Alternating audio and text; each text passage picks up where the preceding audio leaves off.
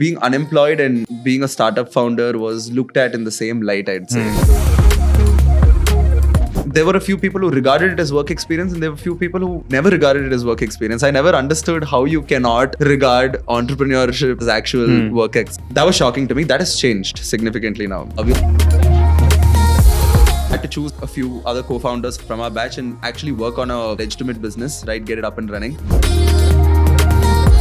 A lot of us took it like very, very seriously because it felt like it was a great way to increase our ROI on our course in itself, right? That exposure like really opened my eyes to the power of entrepreneurship. As soon as I joined Masters Union, actually the first few friends that I made resonated with this whole thought process.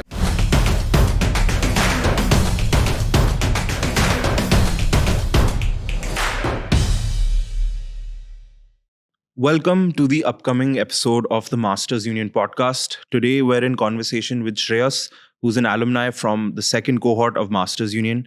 We'll be talking about why he chose Masters Union, his academic and placement journey at Masters Union, and of course, his eventual placement with Make My Trip and his experiences there.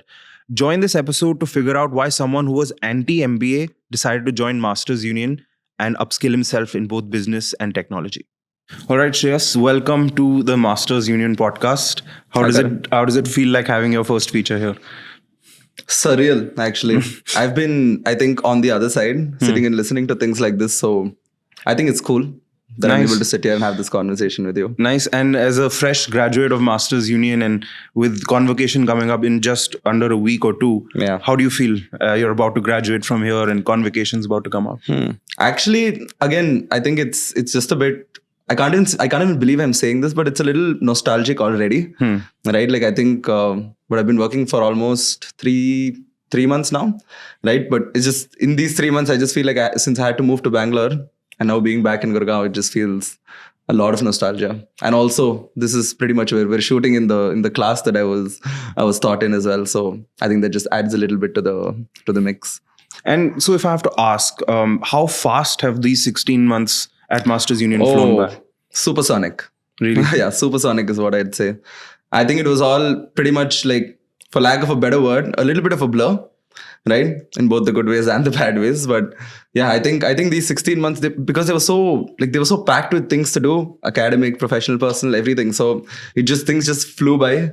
So that those 16 months are like, I can't even call them 16 months. I don't even feel like it's been a year. Wow. Yeah. So let's backtrack. I just want to take the viewers through your journey and how you managed to reach at Masters Union, your time here and your time after that. So let's first bring it back to before Masters Union. How did you end up finding about Masters Union and what attracted you to Masters Union? Oh, actually, Masters Union's marketing. I actually got an Instagram ad, not even an Instagram ad, actually. There's this page that I follow called Mad Over Marketing, which had actually featured Masters Union in one of their posts. And then immediately right after that, I got an ad for Masters Union. So I think the targeting there was pretty much on point. That's pretty much how I found out about it. Nice. And I think even in terms of the call out, right? I think the whole fact that there's experiential learning, right? That was the main key that kind of like, hooked me to like kind of know more about this entire institution and the course in itself. Do you want to give a bit more of your background? Where were you coming from? And then how did you manage to identify that MU was the next step in your journey? This is a little bit of a complicated answer, I think. So initially, I started off my career as an entrepreneur. So out of the second year of my undergraduate, I started my own digital marketing agency. So that I ran for about 4 years. Post which I joined an ad agency called Brave New World, wherein I handle brands like Reliance Trends, Myntra, Jockey, and all of that. Post which I had done a 6-month stint in a B2B SaaS-based company. Post that stint, I was just, I was at a point in my career where I was like, okay, where do I go from here, right? Like, I felt that, at least in terms of digital marketing per se, I felt like I'd explored quite a bit, right? But then I wanted to kind of expand my whole gamut to kind of move more into like core marketing, more brand work sort of thing. So I was honestly just looking at a very basic like way of upskilling myself. So I was looking at a bunch of upgrade courses. I did a lot of them on Coursera. I did a lot of upgrade courses as well, right? But then I just felt that the whole COVID thing combined with this little, I would say, confusion in terms of where I want my career to go kind of made me start looking at options. And Believe it or not, I had no intentions of doing an MBA. I was kind of anti MBA the entire time. I probably still am, considering that I've finished the Masters Union course, right? But I think the traditional MBA was something that didn't fit my imagination of what I think would be the best way for me to learn, right? And that's when I had stumbled upon this ad, and I went through the website, and I had a few conversations with our seniors. And what had happened then at that point was that I realized that by me learning from industry professionals who are at a very advanced stage in their careers, right, I felt that has actually given me a lot of insight before, right, and an entire like almost 16-18 months immersion in just that manner, I thought would like be really really helpful for me, which is what also ended up happening. So I think that's pretty much the whole journey in a nutshell. Nice. I think that phrase you said, anti-MBA, Hmm. that was featured also by Nitin Kamath, who came for our first convocation. And he was someone who famously doesn't hire from MBAs. Hmm. And he ended up taking his first hire from your cohort, right? Dipankar, Yeah. who got placed in Zerodha. So let's stick to that topic, right? The anti-MBA. Hmm. So across the 16 months here, what would you say that's there about the Masters Union experience, which is anti-traditional MBAs? Everything. Right, like I think if I look back right from, I'd say, the induction to like the campus, to the professors, to our curriculum, to the sort of cohort also that we had, I think in every single way there was something unique about it, right? And I felt that every step of the way, right? And again, in all honesty, like it's not that things were always smooth. It's not like, things were always, given to us on a platter. But then I guess that's the only part about like I would say that's common between a master's union and an other MBA, right? Where things are not served to you on a platter. You need to figure out how best you can, like what best you can make out of this course, right? So that I felt was the only commonality. Everything else is I would say anti MBA. So let's talk about one or two distinct points, perhaps. One thing I would want you to speak about is the outclass component that we do in our academics. You know, the drop shipping and the Absolutely, yeah. VIP. So could you tell me about your I experience? think that's what I said, right? I think right from the initiation, I think right from the induction of the program in itself, right? So I was introduced to four of my classmates who obviously I had never met before in my life, right? And we were all in different cities working on our jobs at that point. And we kind of got together and we had to do this whole drop shipping project wherein we had to start our own business, right? Our own drop shipping business, and kind of like see who could make the most amount of revenue. So it started off from a very competitive atmosphere, right? Like we knew that there were literally like 14 other teams competing to kind of ensure that they're getting the highest revenue out of their drop shipping business. So I think right from day one, that was something that I was like, interesting. And even in terms of like, pre-course material, right? We were given a bunch of these movies that we needed to watch and a bunch of books that we needed to read. I was quite happy that I think I'd almost covered 70% of it before that list even came in, right? But then by knowing that I had already done 70%, I knew the sort of caliber that list came in with as well, right? So I think right from the initial days, there was something super like exciting and super unique about the program. Interesting. And maybe your academic journey during the 16 months, any favorite professors or courses that Of stick course, out? 100%. I would again, like it's. I think all the professors per se were excellent here. The other variable, so the professors that were teaching here were, I would say, the fixed component of this. The variable component was the CXOs who had come in, which I'll get to later. But I think personally for me, I would say that Professor Bhupesh was my favorite, was my most favorite professor during this entire thing, primarily because I'd say that he took a no nonsense approach to a lot of things. And I think that was something that you needed, right? Like during this whole course, right? Sometimes you might get a little carried away with all of the things happening around. I felt that he was a huge grounding, like he was a like a grounding factor for me and pretty much the entire batch, I'd say. Right. So I think that was something that I appreciated. He was, of course, an excellent professor, but I think the I would say the more human part of it was what kind of stood out for me. Right. So I would go with Professor Bhupesh. Interesting.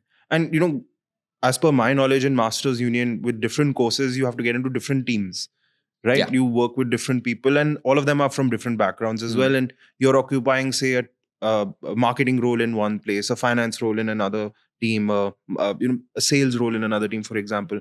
So how is it, first of all, making groups with these different members in terms of getting to know the cohort better and getting to know everyone else's working styles? So for me, it's just a, let's say, process of elimination, right? You can figure out both what you like and what you don't like when it comes to working with the person. What would Absolutely. be your feeling on that? See, I think personally, right, like initially, at least in the first few projects or assignments that we got, I think the groups were made for us only primarily because I think it's important to ensure that you're not sticking to the same bunch Yeah. of people for every single project, kind of get into that comfort zone, right? So I think through that process, like you also kind of understand it's more inward looking rather than outward looking, right? Because you kind of understand what you can bring to the table here, which I think is super crucial.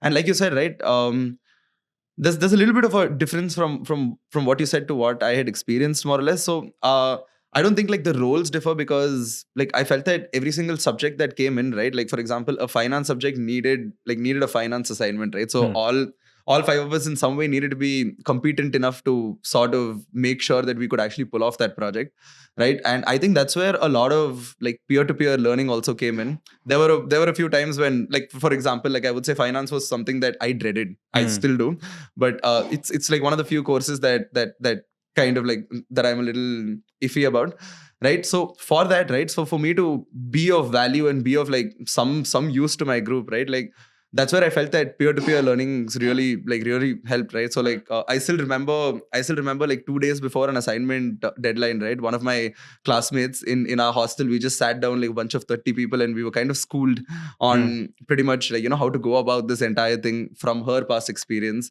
And we kind of took that as a learning to figure out how to do this assignment, right? So apart from just being traditionally taught these things, right, like I felt that learning from your peers and being in a place comfortable enough to say that you don't know something and other people not judging you for it was something that I found exceptional. Yeah, I think that last point you mentioned about being comfortable to say you don't know something, not being judged for it, and being in a space which then allows you to collaborate with that peer-to-peer Yeah. kind of learning that you have to learn more about that particular subject. Did that impact you in placements? I mean, switching the focus from academics to placements, but given that people are coming from diverse backgrounds and they have their own, say, set of work experiences, when you're sitting for placements, are you consulting other friends and speaking to them? Okay, what would this job Absolutely. be like? What would that culture be like? Absolutely. I personally felt that's where I think the senior cohort also kind of like came into play here because they went through this little bit of a dilemma on what sort of role, what sort of company, what sort of like what should you prioritize when you're trying to like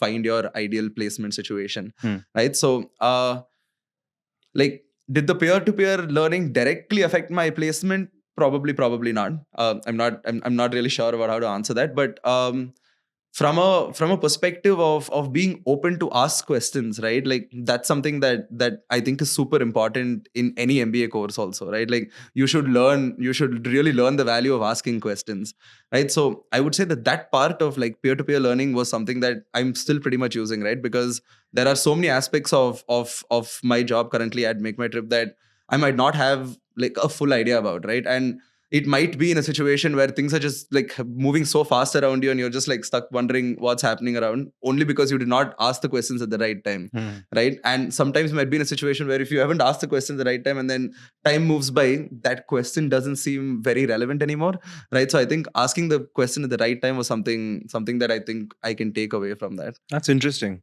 And in terms of placement support that Masters Union perhaps provided as an entity to you, whether it be the opportunities or upskilling yourself with interview preparation or resume preparation, how is that? And how much of that did you use and how much of that helped you? So this is a little bit of a I would say a two-sided story here. So the first part is okay. So placements again happen in various forms, right? So I would say largely there are three forms that placement happen. Either college helped, either we found an opportunity on our own that we really liked, and the third one was kind of like reaching out to your immediate network to see what was available and kind of leverage to see if that worked out.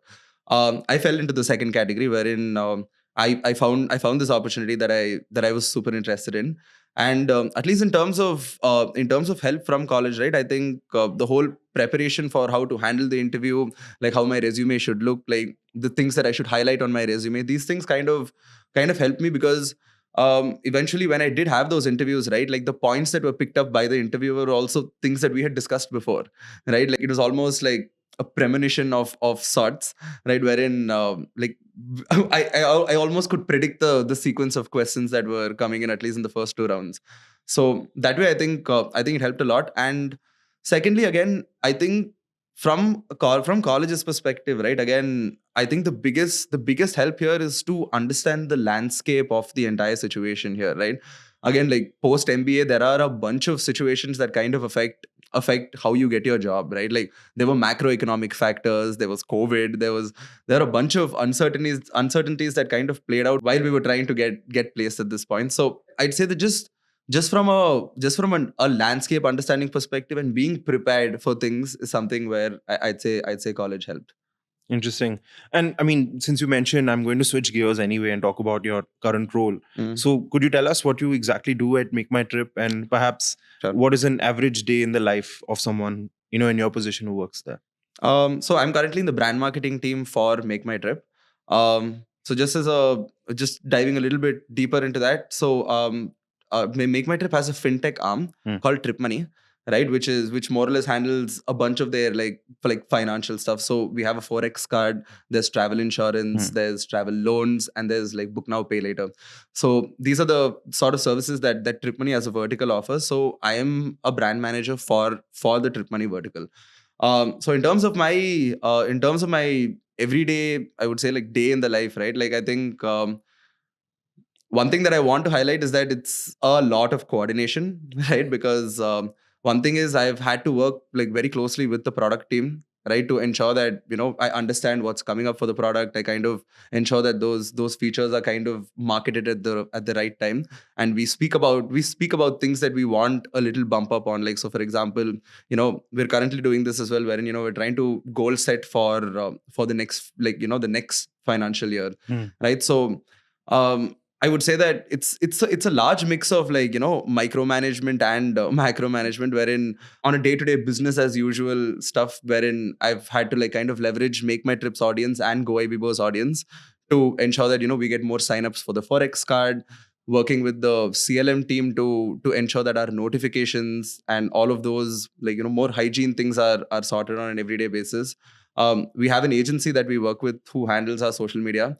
So that was actually one of the biggest, most interesting switches, right? Because I personally feel that for me, when I was in the agency side, right, but now being on the client side, it's like a different ball game. But personally, for me, it kind of also feels a little cool to be on the other side, right? So that was something that I personally I get a chuckle out of randomly. No, and that's something I want to highlight actually, because what happens, especially with digital marketing, is that you're kind of limited, right? Once people understand your expertise, it's like you're even more cordoned down in that sector. It's harder to make a switch to a brand CEO or core marketing. And I think Masters Union really helped you out with making that switch from being someone who's, say, a specialist in a digital marketing field to being a generalist who's then taking care of a complete brand that way. Absolutely, yeah.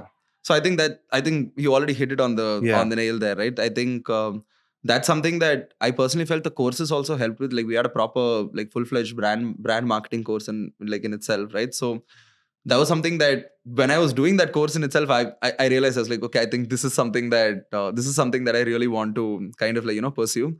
So from a direction perspective, I think that helped a lot. From a role perspective, again, I wanted to go into marketing, but then brand or marketing manager, these are all slightly different roles. There are a bunch of overlaps, but it's a slightly differing role. But there also, I think from company to company also it differs.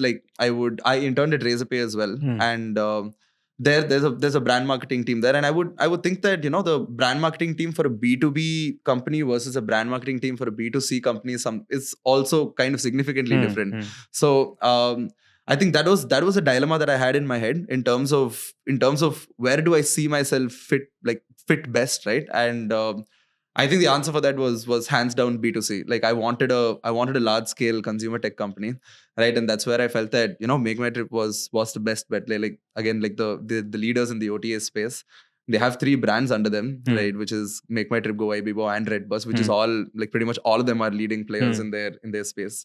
So I think that was like I would say like my criteria in terms of like what sort of role I wanted, what sort of company that I wanted to go into. And I think like overall just understanding advice and understanding from my seniors also who were in a similar role. I think that really helped me make my Make the decision. final decision. Yeah. Interesting. And okay, one point I wanted to highlight here. You're currently working in Bangalore, right? Yeah. So that startup culture that everyone talks about in Mm. Bangalore, I think it's. Do you feel a certain resonance with the culture there and what you experienced at Masters Union? Absolutely. I think that was one of the most comforting things ever. So like when I started my digital marketing agency, right, that was like I would say like Bangalore's golden days of like Hmm. golden days of like their startup, the golden startup days. Um at that point, so right before I had done my internship also, I was working at InMobi. I was interning at InMobi, my undergrad internship. And while I was interning is when InMobi became the first unicorn in our country. Right. So that was a really, really big deal. Right. Like right now, like you're hearing you like companies become unicorns almost like multiple times a day. Right. But then back then that was a really, really big deal. I think 2013, 2012, not entirely sure. But yeah, so that exposure, right, like really really opened my eyes to the power of entrepreneurship and the the joy of owning something that you're building. And as soon as I joined Masters Union, right, actually the first few friends that I made resonated with this whole thought process. And I think that was pretty much the bonding for the first week, right, like wherein I had met everybody. But I think the sort of conversations that I really enjoyed and really got into at that point was to kind of understand where, people had their past entrepreneurial experiences from, their little entrepreneurial stints, their successes, their failures. So I think the first few initial days was pretty much spent on just kind of understanding what everybody went through in their career, right? And I think that unique mix of like having some people who are definitely super entrepreneurial in their nature, to some people who probably didn't even consider like being a business owner, but then um eventually got to understand the joys of it, post them working on their drop shipping. Or we also had a venture initiation program, right? So that was something which wherein we had to choose like a few other co-founders from our batch and actually work on a legitimate business, right, get it up and running. So a lot of us took it like very very seriously, right, like because it felt like it was a great way to kind of increase our ROI on our course in itself, right? Like there's nothing quite like earning during the time that you're working here, because that was something that I really felt, right, like from not earning to like spending here, like it just felt like it felt really strange, right? Like the start of the month used to be a little bit of a happy moment, but the start of the month became a little scary here, right? Like so that was something that I personally felt that I needed to eliminate that little uncertainty. So again, like with the venture initiation program, with the drop shipping thing, I took up a bunch of freelance projects as well. I had worked with a lot of CXOs that had come in here as well, right? Took up a few projects here and there. That again, I think did two different jobs, right? Like one thing was the fact that it was excellent learning for me, right? I had done this entire project with a blockchain company as well, based out of Estonia. So these were all like super unique opportunities that I got out of people that I had met at Masters Union, and it pretty much like paid for the lights to be on as well. Nice. So I think Nice. I think that worked out. That worked out pretty well. That's great. And I think what you highlighted here is the flexibility within the program, right? Working with CXOs on different projects, the VIP program. I remember someone like Rohit, for example, in Yeah. Alpha Mint. I think the MUIF and MUIL also then works in tandem with to promote startups, to get them Yeah. funding, to get them accelerated. So I guess what you highlighted is the flexibility here. What I want to harken back to is Bangalore again. Imagine there's a young 20-something, say student, postgrad student, early stage professional, and they're keen to kind of upskill and they want to be entrepreneurial because of the culture of the city or something like that. How much would you say they would have a resonance with Masters Union as a next best or next spot for them in their academic journey? Would you recommend it? I'll get to that. I think there are two parts to this answer. I think the one thing that I have noticed here also was there's been a huge cultural shift around entrepreneurship in itself, right? Like I would think that in like back when InMobi became the first unicorn, being unemployed and being a startup founder was looked at in the same light, I'd say, Hmm. right? Which I felt was a huge like it felt almost criminal, right? And from that feeling to us literally, us celebrating founders these days, Hmm. right? Hmm. Like that cultural shift has made entrepreneurship very cool, Hmm. right? And in some way these things that become very cool also slightly start to become a fad, Hmm. right? So I'd say in terms of a culture, there are a lot of people who are throwing around this whole entrepreneurship thing at this point.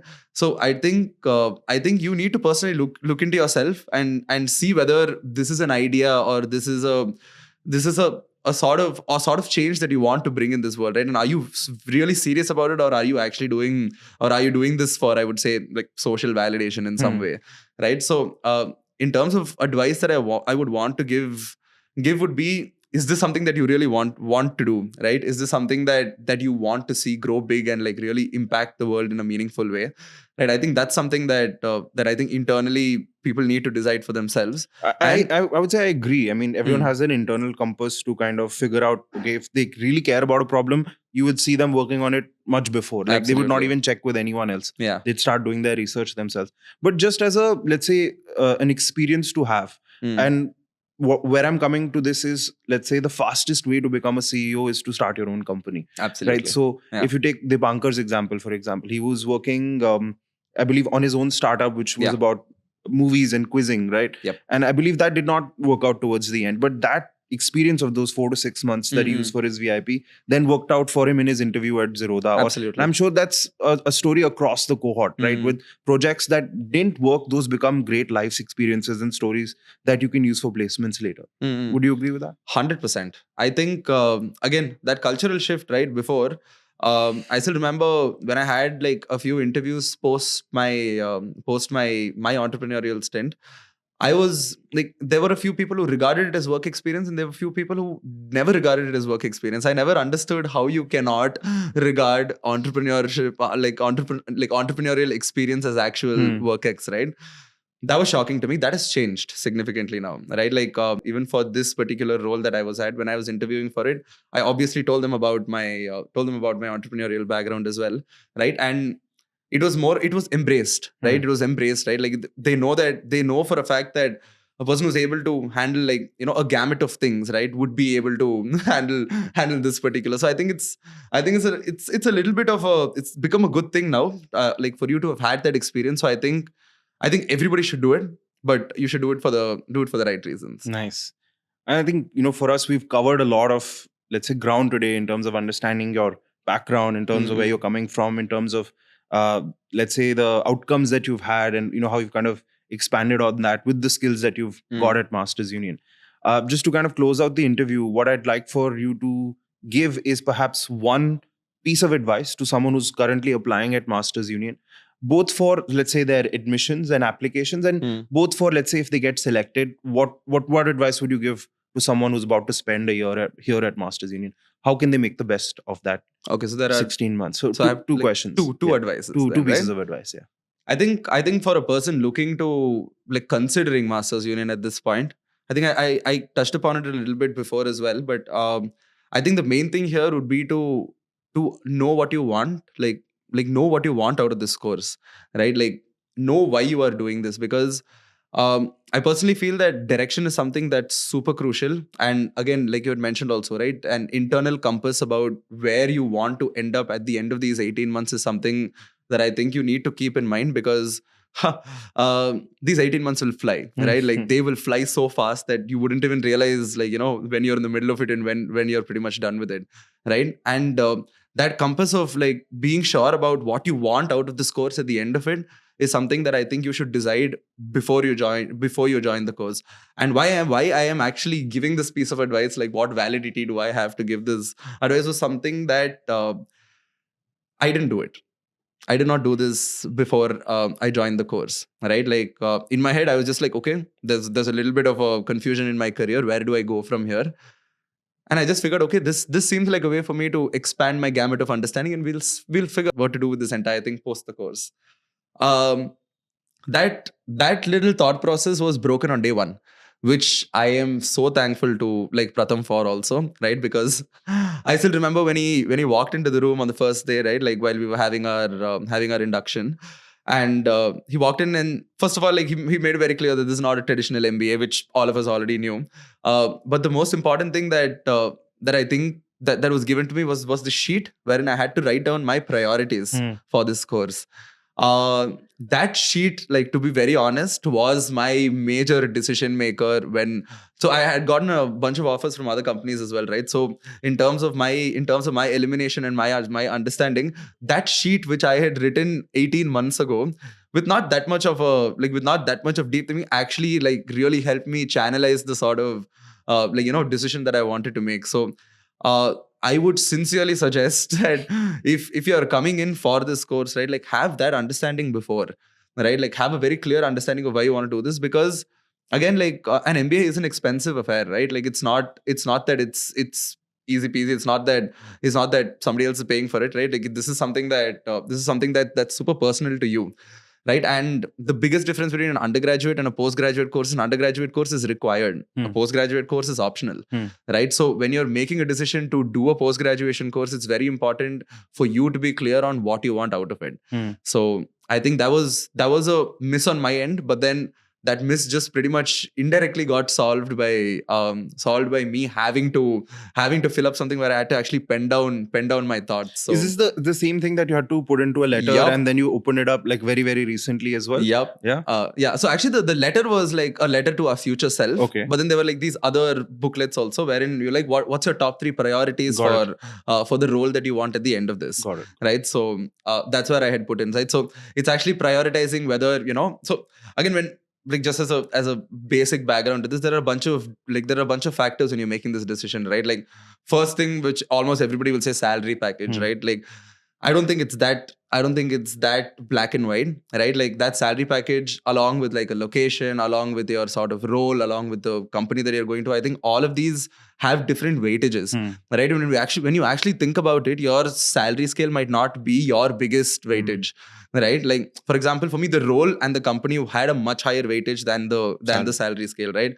I know I have a little bit of a horizon in my career also to make those significant jumps, right? So at least in terms of how I was looking at this, I needed a huge brand name and I needed a very relevant role to what I wanted to do. So in terms of my priority, that's what really helped me understand that this would probably be the best opportunity for me post the course. Nice. And coming to your second question, I think the same advice applies to them as well. But the second thing I think in terms of an advice is that this is not a traditional MBA, right? Like I'd say that in some ways, like that expectation creeps in, right? Like you expect like a structured MBA sort of thing when you're like in the heat of the course, right? Like you wonder here and there, like why is this a little unstructured? Why is this not happening? Why is that not happening? Those are things that you need to be prepared for, right? Because again, like when you're doing something unconventional, right, like there are certain unique pathways to reaching, I would say, the same end goal, right? And this is something that honestly I think I'd have to thank my sister for as well. So my sister also runs an alternative school called Quest. So there, that thought process and Masters Union thought process is very similar, wherein you let a student experience different things, right? And then from their own understanding and your perception of whether they're enjoying it or not, like kind of crank that up to 10, right? Like that was something that I think people applying to Masters, you need to be very, very, very clear about, right? Like, are you looking for a structured MBA? Are you looking for a big brand name, like something like an IAM or an ISB, right? Like, is that something that you want as your tag at the end of this? Or are you willing to sort of go the more, like, I would say, the path less taken, right? And look at an experience wherein everything is practical, right? Every single aspect of the course is practical. So I think that distinction should be kind of be clear in terms of like what you're applying for as well. And that's the thing, yeah, like MBAs are a dime a dozen, right? You can pretty much do your MBA anywhere, right? So what would make you choose MU per se, right? And I would say that would be a focus on if the best sort of learning for you is experiential learning. So Yeah, I think that's a that's good it. note to kind of end on. So, yeah, for our viewers here, I think if you're someone who's interested in that kind of ecosystem that is agile, flexible, that's very startup oriented, and with curriculum, there's, Shreyas has mentioned, that is completely flexible and is completely rooted in being hands on and practitioner led and experiential. I think Masters Union would be the right fit for you. Well, Absolutely. good. On this note, I'd like to thank you for the last, say, half an hour of conversation. It's been great and great to know, and best of luck for the future in Make My Trip, man. Thank you, Karan. It was a Thanks. pleasure speaking to you. Thank you. Thank you for having me here.